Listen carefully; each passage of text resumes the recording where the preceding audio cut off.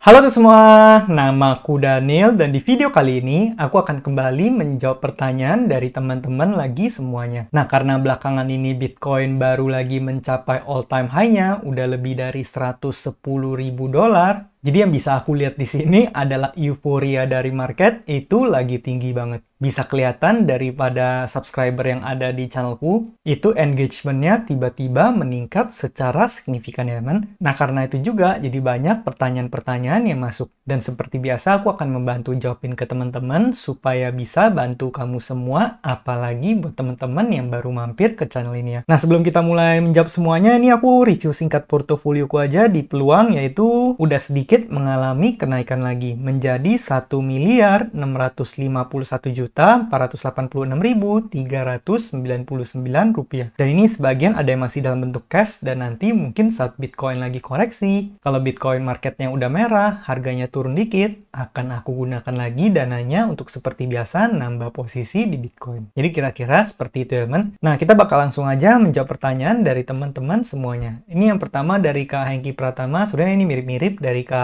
Arbia Ditya juga sama ya teman. Bang, purto kamu sangat banyak, kenapa tidak dikirim ke Cool Wallet atau Hot Wallet bang? Apakah cukup aman jika di exchange peluang? Kemudian ini kenapa nggak pakai Cold Wallet bro? Nah kalau misalnya aku pribadi, sebenarnya untuk menjawab pertanyaan ini, sebenarnya aku pribadi juga tetap menggunakan Cold Wallet ya teman. Jadi portofolio yang di peluang ini lebih bertujuan untuk konten dan untuk mengedukasi teman-teman supaya lebih ngerti gimana cara berinvestasi dan juga cara menggunakan peluang. Atau misalnya untuk keperluan yang lain yang lebih teknis untuk membeli Bitcoin, untuk top up dananya, untuk kirim kripto dari salah satu exchange ke exchange lain. Jadi makanya aku taruh sebagian aja di peluang ini ya man. Nah kalau misalnya tanya pakai Cold Wallet atau enggak, jawabannya aku pakai. Dan kalau misalnya ditanya menggunakannya apa, aku pribadi cocoknya menggunakan Trezor ya man. Dan bahkan aku pribadi udah pernah review Trezor dan aku juga udah pernah memberikan tutorial cara setupnya. Buat teman-teman yang pengen tahu lebih lanjut, kamu boleh cek playlist, kalau nggak salah playlist Cold Wallet yang ada di channel ini. Di situ aku udah berikan tutorial lengkapnya teman. Tapi nanti mungkin di kedepannya aku juga bakal coba-cobain beliin alat yang lain supaya nanti aku bisa review ke teman-teman semua dan juga tunjukin teman-teman cara menggunakannya. Jadi pastikan teman-teman subscribe dulu ke channel ini supaya nanti nggak ketinggalan video-video berikutnya dari channel ini teman. Semoga ini cukup menjawab ya buat Kak Hengki dan juga Kak Arba Ditya. Nah berikutnya ini dari Kak Eca T4Q. Bang, kalau saya tahun 2025 simpan 50 juta aja di Bitcoin dan nggak pernah tambah-tambah lagi, jadi berapa di tahun 2030? Mohon pencerahannya. Thank you. Nah ini juga ada komennya yang mirip-mirip juga pertanyaannya. Jadi simpelnya di sini kalau misalnya kamu investasi 50 juta, itu bisa menjadi berapa ya men? Nah untuk menjawab pertanyaan ini, sebenarnya pertanyaan ini nggak gitu bisa dijawab secara jelas karena kenapa? Karena kita masih belum tahu di tahun 2030 harga Bitcoin itu menjadi berapa. Tapi simpelnya kalau misalnya Bitcoin harganya menjadi 2 kali lipat dari harga saat ini, ya portofolio kamu yang semula 50 juta bisa menjadi 100 juta. Kalau Bitcoin katakan naik 10 kali lipat, Bitcoin menjadi 1 juta dolar, maka portofolio kamu yang 50 juta bisa menjadi 500 juta rupiah. Tapi kalau misalnya teman-teman pengen hitung-hitungan simple, kamu juga boleh menggunakan aplikasi Financial Calculator. Nah, biasanya aplikasi ini aku gunakan kalau misalnya kita pengen ngitung dari tahun ke tahun, dari bulan ke bulan, kita nambah posisi itu bisa menjadi berapa. Kita tinggal gunakan kalkulator compound interest di sini. Tapi di sini katakan contoh kamu nggak nambah posisi. Jadi di sini aku bakal masukin 0 aja, tapi principal amount-nya kamu udah punya 50 juta rupiah. Jadi kita bakal masukin 50 juta di sini. Berikutnya di sini period atau month-nya berapa banyak. Karena di sini case-nya kamu pengen berinvestasi selama 5 tahun, jadi kita ambil aja 5 dikalikan 12, jadi sekitar 60 bulan. Nah, berikutnya ini adalah annual interest rate atau kira-kira kenaikan Bitcoin per tahunnya berapa. Kalau kita tarik panjang dari 2025 sampai 2030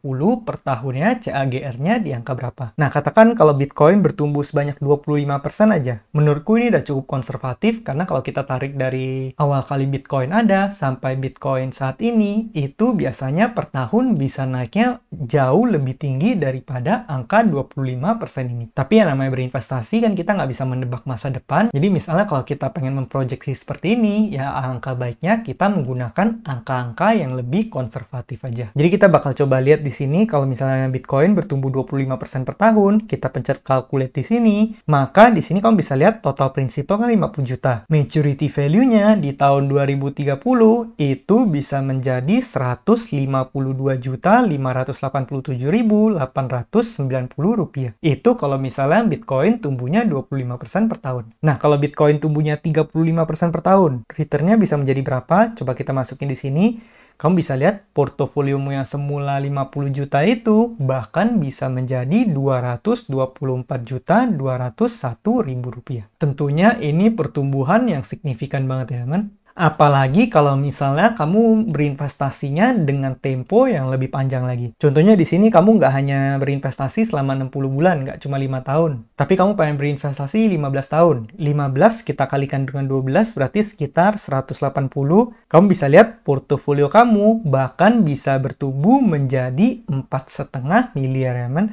Makanya itulah the power of compounding. Jika kita memberikan waktu pada investasi kita, maka investasi kita bertumbuhnya akan menjadi sangat signifikan. Itulah kenapa buat teman-teman semua yang udah mulai berinvestasi semenjak usia kamu muda, aku pribadi mulai investasi sekitar umur 20-an, sekitar 21-22, itu pun aku udah ngerasa telat. Nah, buat kamu yang udah mulai mungkin dari umur 17, dari umur 18, waduh, nanti itu kamu umur 25, umur 30, 35, aset kamu udah menjadi sangat besar. Itulah kenapa aku men-encourage teman-teman semua, alangkah baiknya kamu mempelajari tentang investasi ini, financial literacy, dan juga kamu mulai sedini mungkin. Lebih awal akan lebih baik. Jadi kira-kira seperti itu ya buat Kak Echa, semoga ini bisa membantu. Nah, berikutnya ini dari Kak Fahrul Ulum. Bang, lu pernah main futures atau enggak? Nah, kalau misalnya aku pribadi, untuk main futures ini aku pernah gunakan, tapi aku gunakannya itu hanya untuk iseng-iseng aja, kan? Aku nggak benar berinvestasi di situ, dan kalau misalnya aku main pun, ya paling aku hanya gunakan kecil banget, itu pun tujuannya buat ngetes. Karena aku pribadi, aku lebih cocok tipe yang berinvestasi. Aku adalah seorang yang sangat konservatif dan aku nggak terlalu bisa ngelihat resiko ya, kan? Tentunya apakah main futures itu benar atau salah? Ya menurut aku pribadi, aku juga nggak menentang dan menurut aku itu sama sekali nggak salah. Masalah investasi dan trading itu cuman masalah cocok-cocokan. Kamu cocoknya dengan metode yang seperti apa? Kamu cocoknya dengan risk profile yang seperti apa? Itu sama sekali nggak ada yang salah dan nggak ada yang benar. Aku pribadi, aku tipe orang yang lebih cocok yang pelan-pelan aja, yang sifatnya investasi, kemudian aku fokus di menghasilkan uang, uangnya semua aku lemparin ke investasi, kemudian aku investasinya dengan jangka yang super panjang, super long term. Karena aku percaya ini adalah metode yang perlahan tapi pasti akan membawa aku menuju kebebasan keuangan ya, men. Tapi apakah artinya trading itu salah? Apakah artinya main future itu salah? Ya menurut aku pribadi juga enggak. Karena kalau misalnya kamu beneran punya skillnya, katakan kamu jago analisa, kamu jago baca chart, kamu jago technical analysis, kamu juga ngikutin market, kamu mantau berita, terus kamu juga ngerti flow dan sebagainya, itu bahkan kamu berpotensi untuk bisa menghasilkan uang lebih cepat lagi daripada hanya orang yang berinvestasi. Karena investasi itu sifatnya lebih pasif, lebih long term, dan juga biasanya lebih slow ya. Jadi ini dicocokin aja dengan gaya main kamu. Kalau aku pribadi, aku lebih suka yang tipenya berinvestasi, tapi aku fokusnya untuk mencetak lebih banyak uang.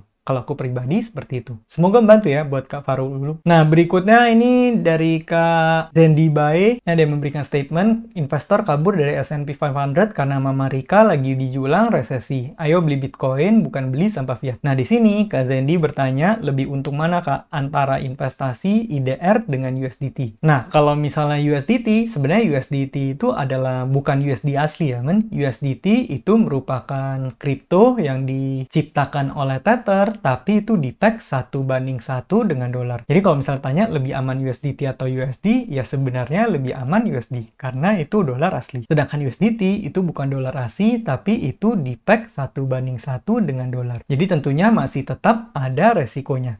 Nah, kalau misalnya di sini lebih untung kita megang IDR atau USDT, sebenarnya kalau misalnya kita memegang USDT, itu daya beli kita bisa lebih terjaga nilainya dari waktu ke waktu. Karena kalau misalnya teman-teman coba lihat grafiknya, sebenarnya mata uang kita itu dari waktu ke waktu semakin melemah dibandingkan dengan USD. Dan itu bisa dibilang hampir semua negara juga seperti itu, teman. Apalagi negara-negara yang mungkin lebih sifatnya masih developing countries. Jadi kalau misalnya kamu pengen berinvestasi di USDT, ya sebenarnya boleh juga. Apalagi kalau misal kamu menggunakan beberapa exchange, itu ada sebagian yang juga memberikan kamu return ataupun bunga. Mungkin kamu bisa juga gunakan itu untuk memperbesar lagi portofolio kamu. Cuma di sini kalau misalnya tanya USDT dibandingkan dengan Bitcoin, ya aku pribadi tetap bakal lebih suka Bitcoin ya, teman. Karena bisa dibilang sebenarnya Bitcoin itu adalah a bet against fiat money. Semua fiat money itu lawannya adalah Bitcoin. Jadi selama uang itu bakal terus dicetak, selama uang itu supply-nya terus bertambah, maka dibandingkan dengan Bitcoin, harganya akan selalu menurun. Jadi bisa dibilang semuanya bakal go to zero against Bitcoin. Karena Bitcoin itu adalah digital property, Bitcoin itu adalah digital gold, dan Bitcoin itu elemen utamanya adalah kelangkaan atau scarcity. Bitcoin udah nggak bisa dicetak lagi, Bitcoin jumlahnya bakal mentok di segitu-segitu aja. Dan makin lama pertambahannya semakin lambat. Itulah kenapa aku suka banget investasi di instrumen yang satu ini. Semoga bisa menjawab ya buat Kak Zendi. Nah, berikutnya nih dari Kak Asia Halmansyah, menurut aku nih keren banget ya.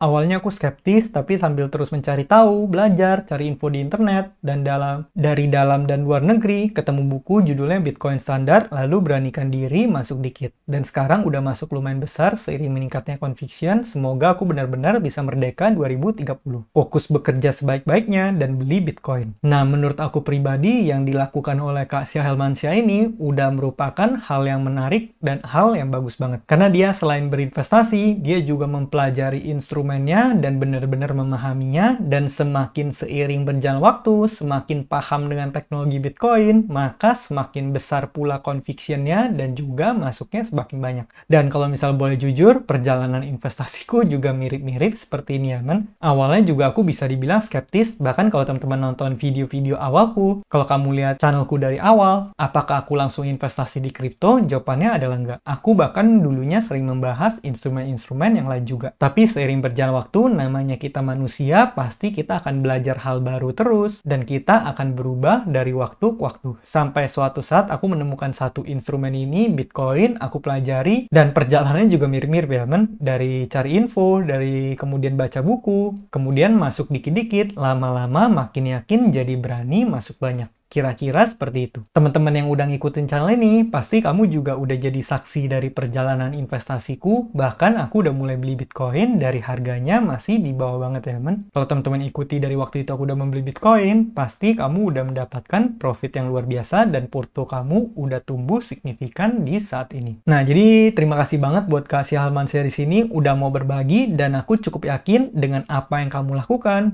fokus bekerja sebaik-baiknya dan beli Bitcoin, pasti di tahun 2030 ini kamu bisa mencapai goalmu, yaitu bisa merdeka. Mungkin di sini merdekanya secara keuangan. Aku percaya ini udah pasti tercapai. Cuman masalah waktu aja. Jadi semangat terus buat teman-teman semuanya yang sedang berjuang. Teman-teman yang lain juga boleh tulis gimana perjalanan investasi kamu, berapa Bitcoin yang udah kamu kumpulkan, dan juga pandangan kamu ke depannya seperti apa. Nah, berikutnya nih pertanyaan terakhir yang bakal aku jawab dari Kak RRQ Taufik 1380, nariknya aman, nariknya gimana? Nah, mungkin di sini karena aku belum pernah menunjukkan gimana cara melakukan penarikan, aku bakal tunjukin aja singkatnya, teman. Nah, kalau misalnya kita ke bagian porto di sini, kan kamu bisa lihat di sini aku ada total balance, ada IDR cash 400-an juta. Kemudian USD cash sekitar 35.000 sekian, total balance 1 miliar sekian. Nah, kalau misalnya aku pengen melakukan withdraw atau penarikan, caranya gimana? Caranya kita tinggal pencet cash out di sini. Berikutnya, ini kan ada beberapa bank. Nah, bank ini kamu bisa add ya, teman. Kamu tinggal add aja bank-bank kamu, kemudian kamu link dengan akun peluang kamu. Nah, contohnya di sini aku bakal narik ke BC aku. Katakan di sini aku tarik nominal paling kecil aja 160.000. Sebenarnya kamu bisa isi angkanya berapapun. Katakan misalnya kamu pengen masukin 100.000. Nah, itu juga bisa ya, men. Ya udah, di sini aku masukin 100.000 aja. Kita pencet continue di sini. Kemudian kita pastikan semua datanya benar. Nah, kamu bisa lihat estimated time-nya 3 business day, amount-nya 100.000, withdrawal fee-nya adalah 0. Harusnya 4.500, tapi kenapa ini dapat free, mungkin setiap bulan kita dapat ya. Kemudian kita tinggal swipe up di sini, masukkan PIN seperti biasa. Nah, kemudian cash out in progress. Cash out akan diproses maksimum 3 business days. Kalau udah, kita tinggal pencet dan di sini. Nah, berikutnya aku bakal buka BC aku dan aku bakal tunjukin teman-teman apakah dananya beneran berhasil masuk atau enggak. Jadi kita tinggal buka dari tanggal 22 sampai 22. Saat ini video ini dibuat pada tanggal 22. Kita masukin password seperti biasa. Dan kita bisa lihat di sini Daniel Sinar Digital terdaftar penarikan sebanyak 100.000 dan sekarang saldoku udah bertambah 100.000. Jadi bisa lihat ini penarikannya benar-benar cepat ya. Aku melakukan penarikan walaupun dibilangnya 3 business day, tapi nyatanya dananya langsung cair. Dan di saldoku tentunya udah berkurang. Nah, jadi kira-kira gitu aja. Semoga bisa membantu untuk Kak RRQ Taufik. Nah, mungkin sekian aja pembahasan kita pada video kali ini. Semoga video ini bermanfaat dan akhir kata jangan lupa untuk selalu invest in yourself. Sampai jumpa di video berikutnya. Bye!